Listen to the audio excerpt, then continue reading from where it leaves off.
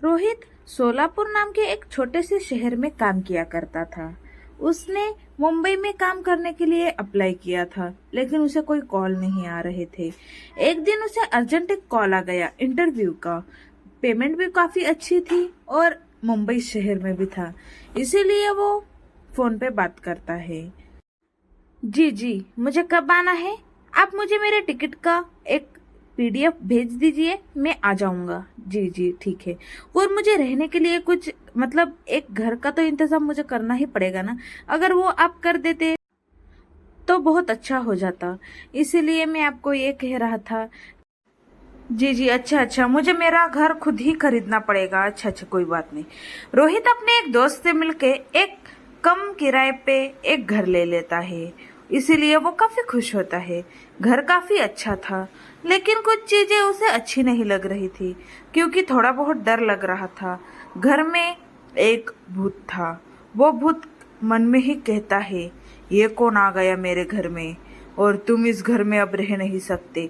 रोहित तो उस भूत को देख नहीं सकता था, लेकिन वो भूत कहता है, तुम्हारी हिम्मत कैसे हुई मेरे घर में आने की? ये मेरा घर है, किसी ने मुझे ये छीन लिया था मेरे पास से, तब से मैं यहाँ किसी को नहीं रहने देता। और तुम्हारी हिम्मत तो देखो, तुम यहाँ पे चले आए रहने के लिए। रोहित इस सब से अनजान था।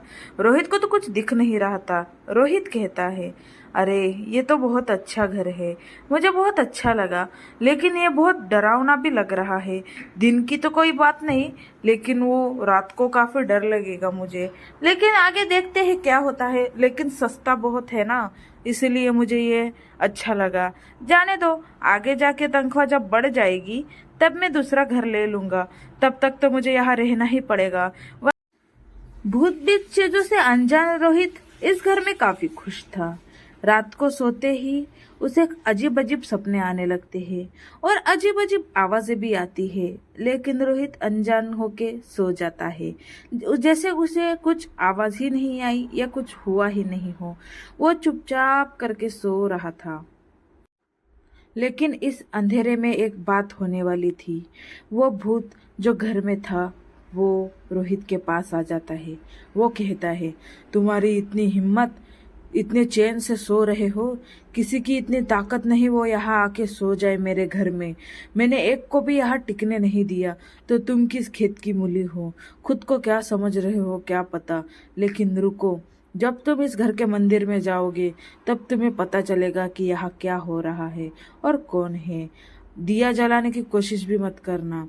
और वो रोहित को गिराने लग जाता है वो भूत। अचानक से ही रोहित उठ जाता है गिर के, और वो कहता है, अरे मैं नीचे कैसे आ गया? मैं तो ऊपर सोया था ना। रोहित को तो लग ही रहा था कि कमरे में कोई है, लेकिन वो भूत को देख नहीं पा रहा था। वो कहता है, हे भगवान, अब तू ही मुझे बचा ले, ये क्या हो रहा है? वो अपनी माँ को फोन करता है और कल रात की सारी बातें अपनी माँ को बता देता है। उसकी माँ कहती है, अरे बेटा, उस घर में तुम नए नए आए हो, घर में अगर भगवान का रूम हो तो उसमें जाके दिया जला देना और घर में हवन कर देना।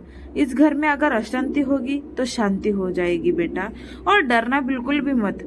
अगर तुम्हें भगवान पर पूरा भरोसा है तो तुम्हें कुछ नहीं होगा, अगर तुम डरोगे तो वो और डराएगा। वो मंदिर में जाता है। मंदिर में जाने लगते ही वो भूत उसके सामने आ जाता है।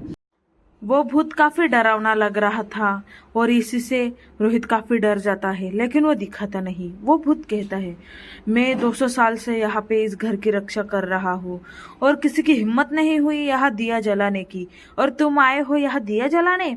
इस घर से चले जाओ, वरना मैं तुम्हें मौत के घाट उतार दूंगा। कुछ समझ में आ रहा है या नहीं? रोहित कहता है, नहीं, मैं तो दिया जला के ही रहूंगा। वो भूत कहता है, तुम दिया जला के दिखाओ, फिर मैं तुम्हें मौत के घाट उतार दूंगा, और यहाँ से तुम्हारी तो लाश भी नहीं जाएगी गाँव तुम्हारे, समझे? हड्डियां भी नहीं मिलेगी।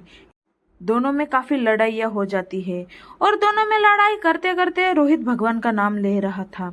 भगवान का इतना नाम लेते वक्त उस भूत को चोट लगती है, और धीरे धीरे रोहित भगवान का नाम तो बहुत तेज से लेता ही जा रहा था। भूत नीचे गिर जाता है और बेहोश हो जाता है। उसी दौरान रोहित भाग के मंदिर में चला जाता है और वो दिया जला देता है। और इसी बात से वो भूत उस दिन खत्म हो जाता है। अब वो कहता है, रोहित, बड़ा आया था दिया मत जलाओ कहने वाला, देखो मैंने दिया भी जला दिया और अब सारा अच्छे से हो रहा है। अब मैं इसी घर में रहूंगा, यहाँ से मेरी कंपनी भी नजदीक है और आगे से मुझे कोई तकलीफ भी नहीं होगी। रोहित उसी घर में रहता है और उस घर में कभी कोई बुरी शक्तियां रोहित को कभी परेशान नहीं करती, क्योंकि वो सब चीजें खत्म हो चुकी थी।